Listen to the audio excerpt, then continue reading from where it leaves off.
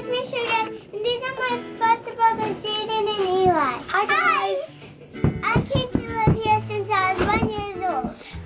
And 6 months later, I came. And we've been best friends ever since. I came live here when I was 5 weeks old. 5 weeks old. Problem here is we got to learn how to take care of goats. One thing we have to do to take care of our goats is feed them lots of hay. I need to get them lots of love. Love, love, love, love, love, love, love, love, love. We milk them twice a day. This is Ginger. This is my favorite goat. Eskimo loves kisses. Meysha.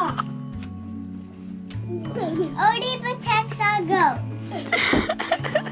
Odie.